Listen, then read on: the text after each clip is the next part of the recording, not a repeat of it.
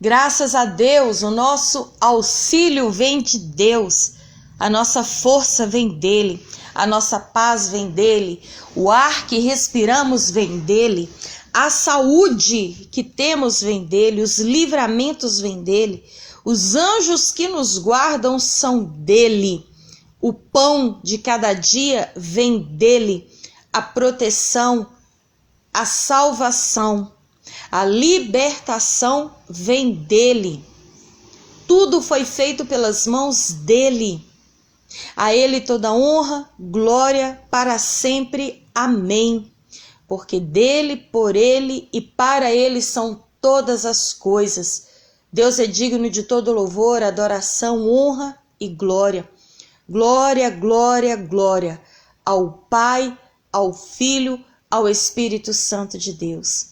Aquele que vive para todo sempre, aquele que está acima da eternidade, aquele que domina e reina absoluto nos céus e na terra. Glória ao nosso Deus, que dá a vida a quem quer e tira a vida de quem quer e da forma que quer e na hora que quer. É por isso que nós devemos cada vez mais depender do Senhor, porque verdadeiramente sem Ele nada podemos fazer.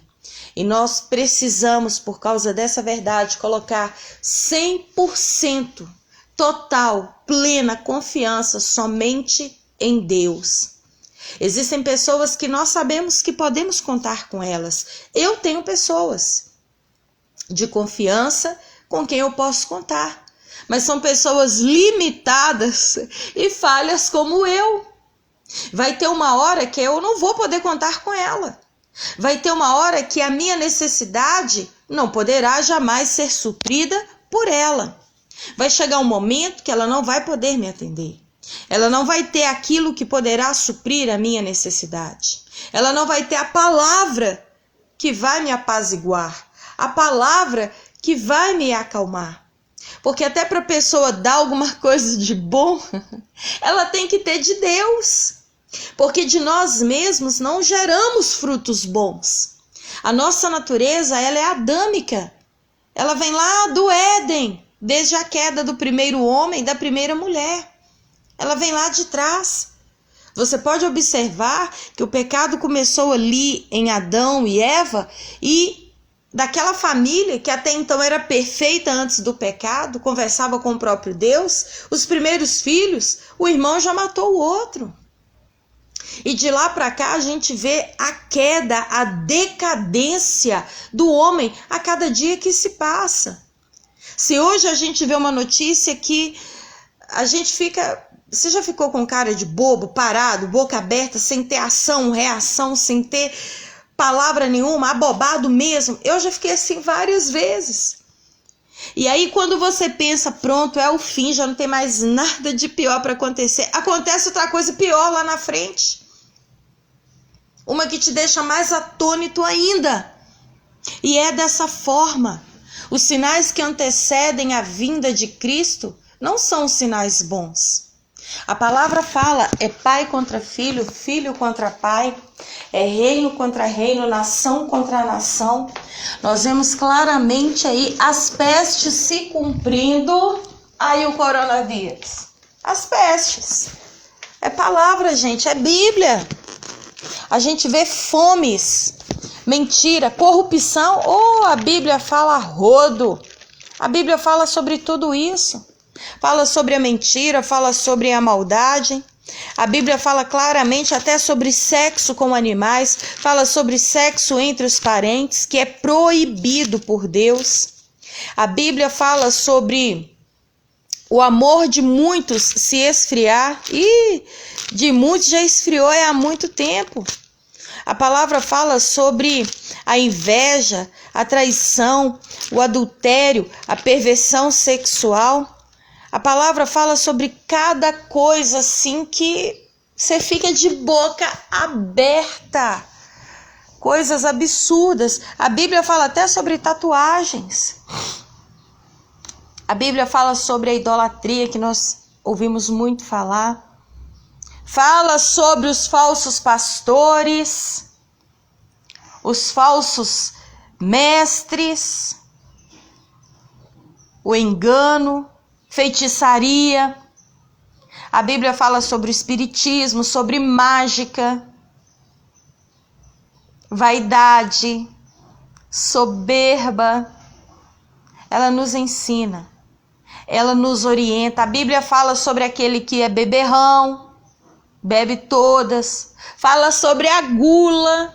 Para quem acha que eu não mato, não roubo, não, eu nunca matei ninguém, nunca cometi nenhum crime. Quem é guloso vai para o inferno. É dura a palavra, né? Parece assim uma palavra de acusação, mas não sou eu que tô falando isso não, gente. Eu não inventei isso não. É a Bíblia que fala sobre os glutões.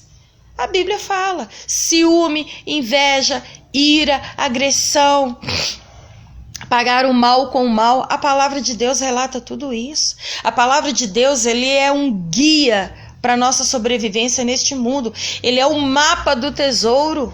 É a bússola das nossas almas. A palavra de Deus tem resposta para tudo. E tem um ponto na palavra que me chama muita atenção e que até criança, nesse ponto, ela sabe discernir. Que ponto que é? É sobre o tempo. Agora, por exemplo, hoje, aqui, eu posso observar o céu que está bem nublado, bem carregado. O tempo está frio. É uma coisa que até uma criança que já tem um certo entendimento, na faixa de uns 3 anos, já olha e fala, vai chover. E a gente que é adulto, então, nem se fala. Quando a gente vê que o céu tá fechando, opa, vem chuva aí, fecha a casa, guarda as roupas. Quando começa a ventar, já observou a questão dos sinais dos tempos? Principalmente quem mora na roça, não tem acesso a quase tecnologia nenhuma, é uma pessoa que sabe a hora pelo sol, pela posição do sol. É incrível o contato e a sabedoria que eles têm de Deus através da natureza. Os animais, quando eles se refugiam, opa, tem alguma coisa errada. E quando eles falam, é em cima. A cigarra tá cantando. Né? Umas coisas assim bacanas. Por quê? São coisas que a gente sabe discernir. E a palavra fala no livro de Lucas, capítulo 12, versículo 54, um pouquinho a respeito disso. Dizia a ele a multidão: quando vocês veem uma nuvem se levantando no ocidente, logo dizem, vai chover, e assim acontece. E quando sopra o vento sul, vocês dizem, vai fazer calor, e assim acontece. Ao versículo 56, hipócritas, seus falsos, vocês sabem interpretar o aspecto da terra e do céu, como não sabem interpretar o tempo presente? Por que vocês não julgam por si mesmos o que é justo? Quando algum de vocês estiver indo com seu adversário para o magistrado, faça tudo para se reconciliar com ele no caminho, para que ele não o arraste ao juiz, o juiz o entregue ao oficial de justiça e o oficial de justiça o jogue na prisão. Eu lhe digo que você não sairá de lá enquanto não pagar o último centavo. Aqui a palavra fala, se você sabe discernir os sinais do tempo, por que vocês não julgam por si mesmos o que é justo? A pessoa, ela fala em respeito ao sol, à lua, o vento da vida dos outros. Ela sabe da vida do vizinho mais do que o próprio vizinho. Ela já tem a lei na ponta da boca para aquele que estupra, para aquele que mata, tudo que deve ser feito, que deve acontecer. Mas por si mesmo, ele não julga suas próprias atitudes. Às vezes a pessoa, ela fala da corrupção, ela desviou tantos milhões, tem que morrer, safado, sem vergonha.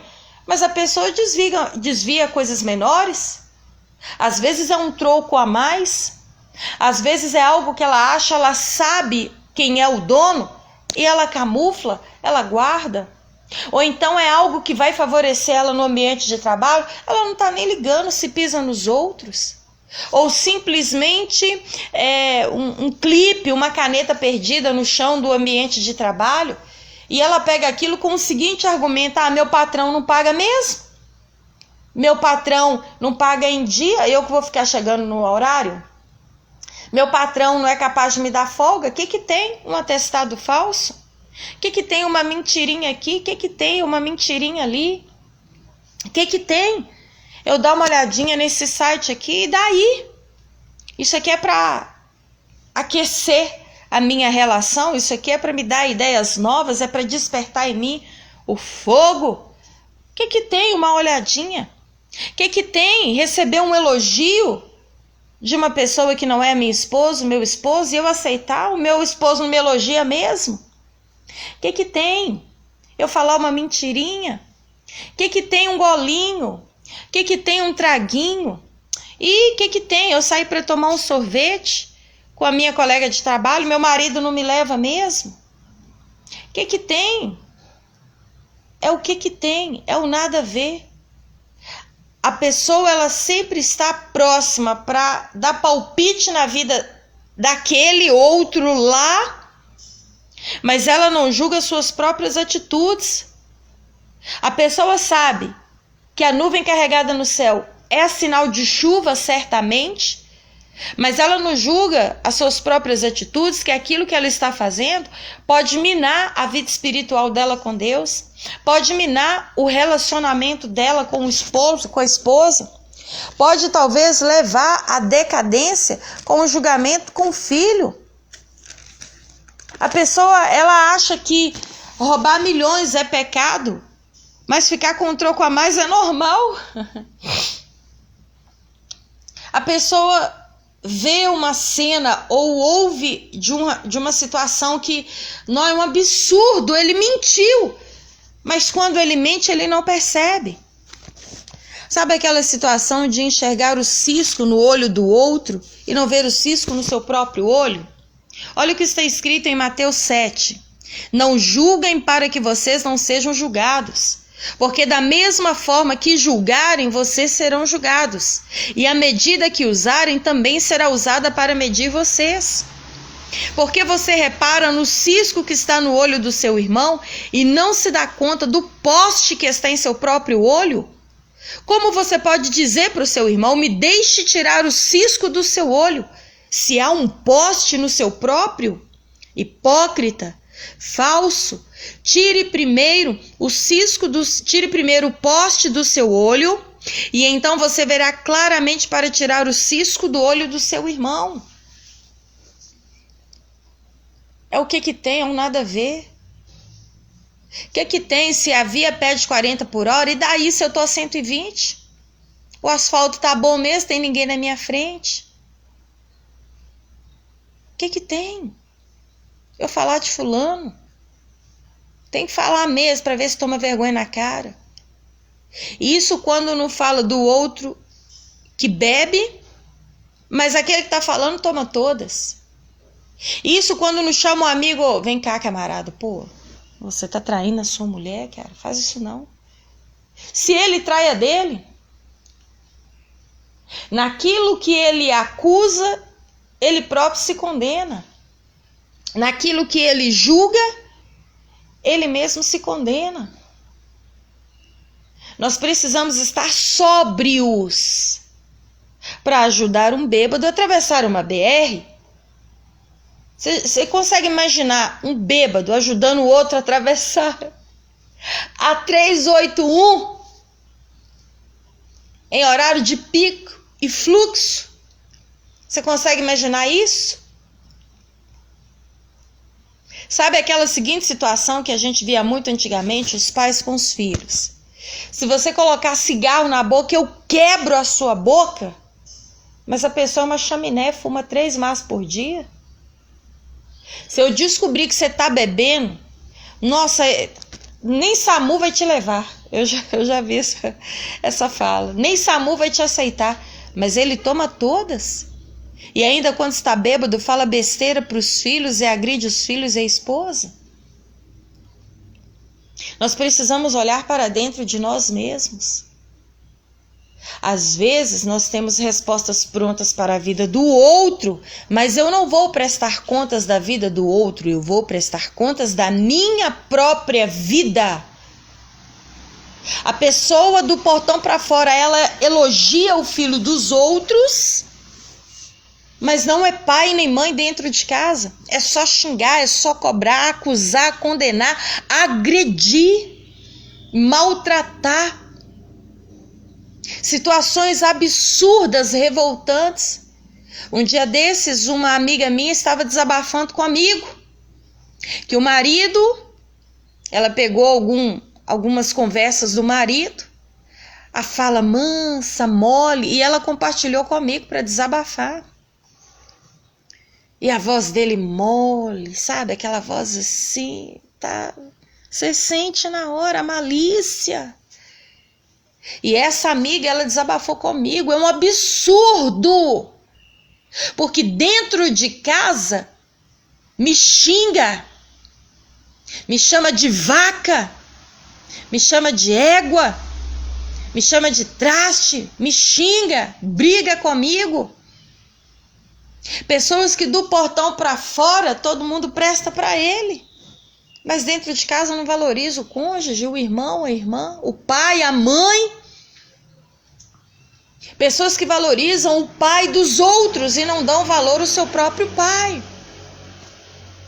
Pessoas que abraçam e beijam a mãe dos outros, mas há anos não são capazes de falar benção, mãe. Pessoas que quando chegam na casa dos outros, vou te dar uma ajudinha no serviço, me dá uma vassoura aí, e dentro de casa não faz nada. É paciente lá fora, mas dentro de casa não tem um pingo de paciência. É carinhoso lá fora, é o marido que todo mundo queria ter lá fora, mas me perdoe a expressão, é um cavalo, é uma porteira dentro de casa. É uma mulher que lá fora é delicada, é carinhosa, mas dentro de casa ninguém suporta. Que nós possamos olhar para nós mesmos, julgar a nós mesmos. Todo final de ano tem aquela retrospectiva que acontece na televisão, e eu acho interessante aquilo porque dá uma geral, um apanhado nos fatos mais marcantes de todo o ano, e aquilo acontece apenas uma vez no ano e traz à memória os fatos mais intensos, mais calorosos, mais alarmantes, que precisam ser reavaliados, que precisam ser trazidos à memória. Mas a palavra de Deus, ela fala aqui em 1 Coríntios 11, versículo 28. Examine-se cada um a si mesmo. Não tem como eu deixar para me avaliar uma vez no ano, para me examinar uma vez ou outra na vida ou na morte. Eu preciso olhar para dentro de mim todos os dias. Eu preciso fazer uma autoanálise todas as manhãs, todas as tardes. É necessário que você e eu tiremos um tempo a sós com Deus e olhemos para dentro de nós. Quem sou eu como esposa? Que tipo de mãe eu sou? Que marido que eu sou para minha esposa? Mas ela também? Ei! A Bíblia fala, examine-se cada um a si mesmo. Eu preciso olhar para dentro de mim, ver o que eu preciso melhorar, e eu preciso melhorar, eu, Luciana. E através da minha mudança, da minha melhora, da minha transformação, as pessoas verão que eu sou uma mulher melhor, e naturalmente, por elas virem essa diferença em mim, é até mais fácil mudar delas. Agora, não, fulana tá tão educada, né? Não tem nem como xingar mais. Nossa, essa pessoa tá tão carinhosa, como é que eu vou continuar sendo bruta? Olha só, tá me tratando bem. Toda hora que eu peço alguma coisa, me traz na mão, me ajuda, me auxilia. Como que eu vou tratar mal? Você tá entendendo? Não adianta você querer que as coisas mudem se você continuar da mesma forma, com as mesmas atitudes. É injusto eu querer que o outro tire o cisco do olho dele, como diz a palavra. Você tem que tirar esse cisco, deixa eu tirar, deixa eu fazer, deixa eu te mudar. Se eu não enxergo o poste, a muralha que está em meu próprio olho. Que em nome de Jesus Cristo, você possa olhar para dentro de você e ser uma pessoa melhor. A palavra de Deus fala que aquele que está em Cristo, nova criatura é. As coisas velhas já passaram. Pessoas, entra ano, sai ano, a mesma coisa. A mesma dureza, a mesma rispidez, a mesma ignorância. Não perdoa ninguém, não ama nem a si próprio. Como que vai amar o próximo como a si mesmo se ele nem se ama? Que essa palavra de reflexão, ela venha entrar no seu coração e mexer mesmo com você, assim como ela mexe comigo, para que nós realmente sejamos pessoas melhores, pessoas de Deus, pessoas que vão abrir a boca para gerar vida e paz. E não como um buraco na terra, uma sepultura para matar, para levar mais um. Não. Deus pode nos mudar. Jesus Cristo morreu para nos transformar à imagem e semelhança dele. Não basta apenas, nasceu. Esse aí se parece com Deus. Não. É um dia de cada vez, é uma busca constante. Senhor, me transforma. Senhor, tire de mim esse gênio difícil. Senhor, arranca de dentro de mim o fel e traz o mel, o doce do teu Espírito Santo. Arranca de mim a maldade, a inveja, o ciúme, a ira, o palavrão, a gritaria. E traz paz, traz amor e refrigério. Pense nisso. Nada muda se você não mudar. E Deus pode te mudar. Amém?